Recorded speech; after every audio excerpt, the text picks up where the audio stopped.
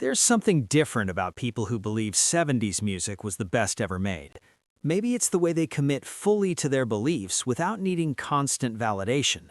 Maybe it's how they experienced culture when it required active participation. Maybe it's that they understand the difference between nostalgia and genuine quality. Because believing 70s music was the peak didn't just mean you have a preference.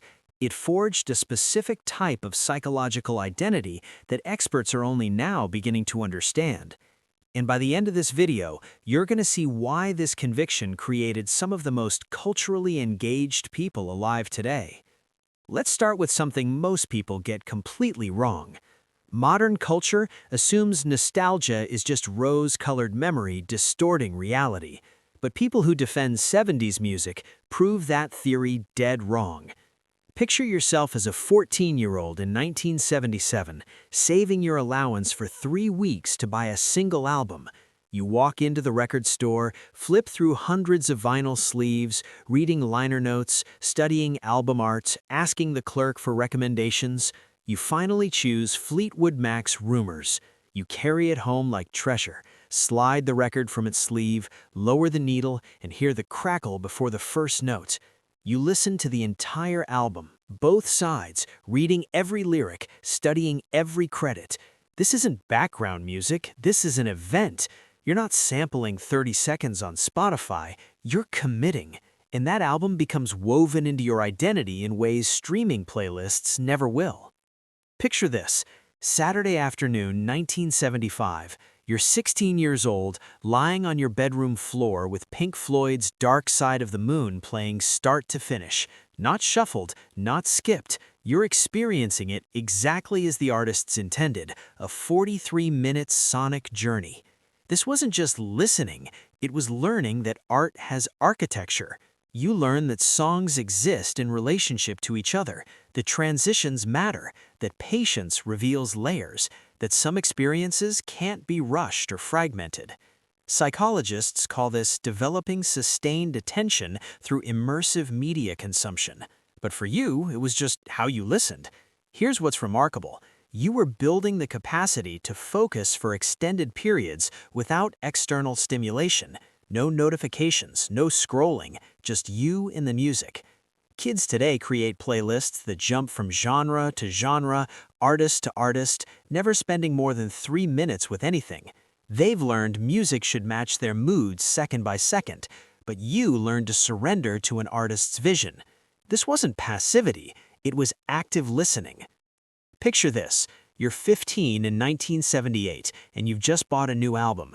Before you even play it, you're reading every word on the sleeve, who played bass on track 4, where it was recorded, who engineered it, thank yous to people you've never heard of. This wasn't obsession, it was understanding that art is made by humans. You learned that art has creators with names and stories, that songs are crafted, not generated, that appreciation deepens with knowledge.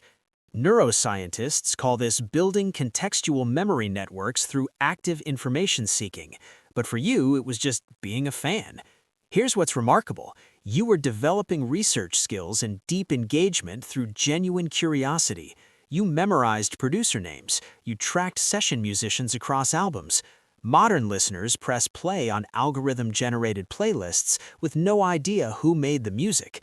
They've learned songs are content, interchangeable and disposable, but you learned music had authorship worth knowing. This wasn't trivia, it was respect. Picture this, Thursday night, 1976. You're calling the radio station for the 47th time, trying to get through to request Led Zeppelin for someone you're too shy to talk to directly. When you finally get on air, your voice shakes as you dedicate Stairway to Heaven to Jennifer from algebra class. This wasn't efficient communication. It was learning that expression requires courage and stakes. You learned that putting yourself out there publicly matters, that indirect communication still carries weight, that everyone was listening when you made yourself vulnerable. Psychologists call this developing social risk-taking through public performance. But for you, it was just trying to tell someone you liked them. Here's what's remarkable. You were building emotional courage through a medium that offered no privacy, no delete button, no taking it back. Your voice went out over the airwaves. Today's kids send anonymous texts, delete messages they regret, communicate behind screens. They've learned vulnerability should be controlled and retractable, but you learned to stand behind your words publicly. This wasn't recklessness, it was bravery. Picture this. Summer 1979. You're 17 and you've scraped together money for a ticket to see the Eagles 3 hours away. You drive there with friends, no GPS, just a map and determination. You stand in a crowd of 20,000, no phones blocking your view, living completely in the moment. This wasn't just entertainment, it was learning that great experiences require effort in presence. You learned that music sounds different when you can't replay it, that being there matters, that some memories are made, not recorded. Neuroscientists call this heightened episodic memory formation through emotionally significant events, but for you, it was the best night ever. Here's what's remarkable. You were completely present because you had no choice, no recording it for later, no checking to see if friends were there too, just the music in your full attention. Today's kids film entire concerts through their phones, watching the show through a screen while standing in the venue. They've learned capturing the moment is more important than experiencing it, but you learned to be fully there. This wasn't lack of technology, it was presence. Picture this. You're 13 in 1974, standing in the record store with exactly $8. That's one album, carefully chosen because there's no returning it if you hate it. You're weighing Elton John against Stevie Wonder, knowing this decision matters. This wasn't just shopping, it was developing critical evaluation under resource scarcity. You learned to make careful choices, to live with decisions, to find value in what you chose because you couldn't afford mistakes. Psychologists call this building decision-making competence through meaningful consequences, but for you, it was just being careful. Here's what's remarkable. You were practicing high-stakes consumer choices as a teenager. Wrong choice meant weeks of listening to something you didn't love because you couldn't afford to replace it. Modern kids have unlimited streaming access to every song ever recorded. They've learned music is free and consequence-free because we decided ownership was outdated. But you learned to value what cost you something. This wasn't deprivation, it was investment. Picture this. You're 15 in 1977, spending 4 hours making a mixtape for someone you care about. You're curating track order, timing transitions, recording in real time, unable to pause or edit. Every song is chosen for a reason. This wasn't just a playlist, it was learning that care shows through effort. You learned that curation is creation, that selecting and arranging is an art form, that time invested communicates value. Neuroscientists call this developing emotional labor through analog creation processes, but for you, it was how you showed love. Here's what's remarkable. You were building relationship skills through a medium that required hours of focused attention per tape. You couldn't copy-paste, you had to be present for the entire creation. Today's kids share Spotify playlists assembled in 3 minutes, add songs with a click, send with no effort. They've learned sharing should be instant because we decided friction was bad. But you learned effort communicates depth. This wasn't inefficiency, it was devotion. Picture this. You're 14 in 1975, hunched over the album sleeve, trying to decipher Don Henley's lyrics. Some words are unclear even in print. You rewind the tape, listen again, debate with friends what he's actually saying. This wasn't frustration, it was active engagement with ambiguity. You learned that not everything is immediately clear, that interpretation requires effort, that mystery adds depth, that arguing about meaning is part of appreciation. Psychologists call this building tolerance for ambiguity through textual analysis. But for you, it was just trying to understand the song. Here's what's remarkable. You were developing critical thinking skills through popular music. You analyzed metaphors, you debated symbolism, you accepted that some lyrics remained mysterious. Kids today Google lyrics instantly, have every word available immediately, never wrestle with uncertainty. They've learned ambiguity should be eliminated because we decided clarity was always better. But you learned to sit with mystery. This wasn't confusion, it was engagement. Picture this. Saturday, 1978. You bought the album for the hit single on side A, but you flipped it over and discovered the deep cuts on side B. Songs that never got radio play. Songs that are actually better than the hit. This wasn't luck. It was learning that the best things aren't always promoted.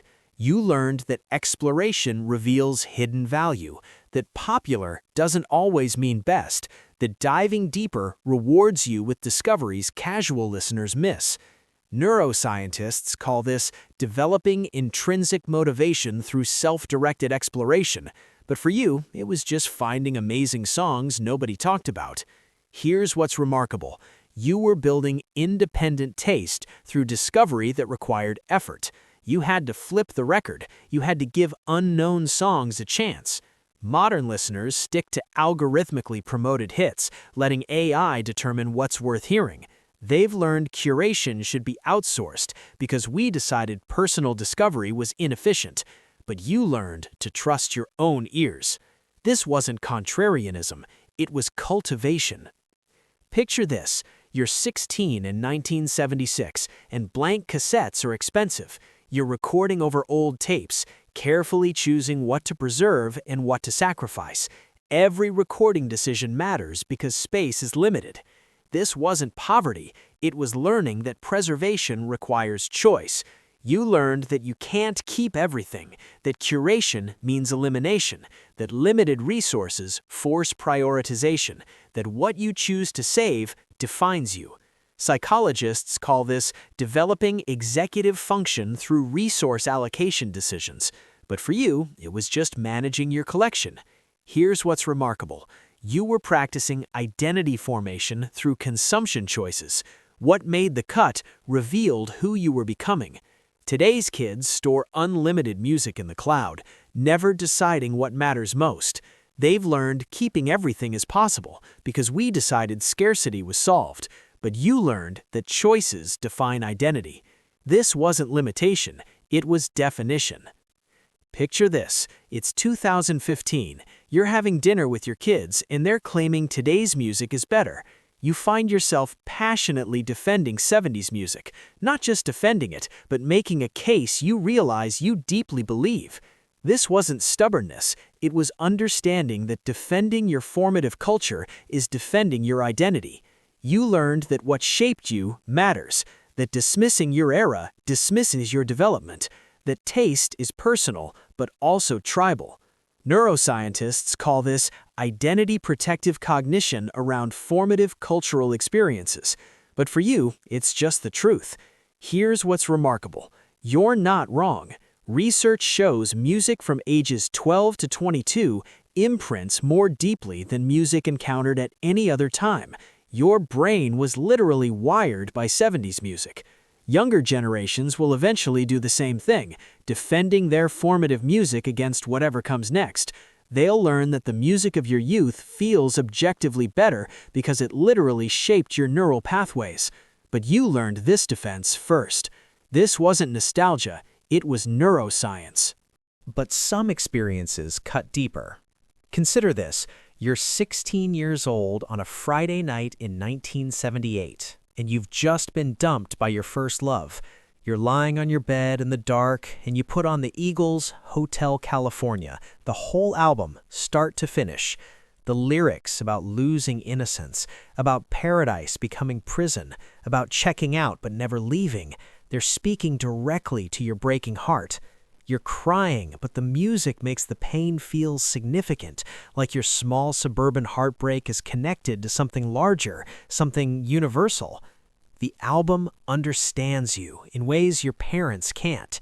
And this moment, this fusion of devastating emotion and perfect music creates a neural pathway so deep that 40 years later, the opening guitar of Hotel California will still transport you instantly back to this bedroom, this feeling, this formative pain. This imprinted a crucial truth: music can hold your emotions when nothing else can. But that gift existed alongside something darker, because that deep emotional imprinting also meant you became attached to music in ways that make everything sense feel inadequate. You compare every new song to those perfect formative moments, and nothing measures up. Not because new music is worse, but because your 16-year-old brain was more plastic, more open, more capable of being permanently marked. That attachment to 70s music isn't just preference, it's neurological. And it means every generation's sense sounds slightly hollow, slightly less significant, slightly less real. This created people who hold both truths: the profound gift of formative music and the curse of nothing else ever quite measuring up. Deep appreciation and permanent comparison, genuine quality and unavoidable bias. This complexity might be their most valuable inheritance. Let's return to that moment. You, 14 years old, lowering the needle onto a brand new album you saved 3 weeks to buy, giving it your complete attention for the next 43 minutes. These people carry something the modern world desperately needs. They remember music as something you chose deliberately, purchased carefully, studied completely, and defended passionately. They remember albums as journeys, not backgrounds, artists as craftspeople, not content creators, listening as activity, not accompaniment. They're living proof that resilience is built, not born. Competence comes from practice, not protection. The best gift isn't unlimited access, but deep engagement with limitation. Commitment reveals layers that casual sampling never finds.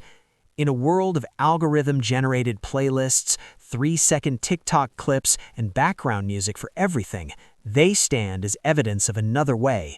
Not perfect, not without bias, but a way that produced people who can focus deeply, choose carefully, defend passionately, and understand that great art requires time, attention, and commitment. They grew up in an era when music cost money and required effort, when albums demanded your full attention, when being a fan meant knowing everything about the artists, when loving music meant sacrificing other things to afford it. And somehow, they learned to hold it all: the patience of listening to full albums, the courage of public dedications, the devotion of mixtape creation, the identity of passionate defense. That wasn't just listening to music. That was learning what it means to truly love something.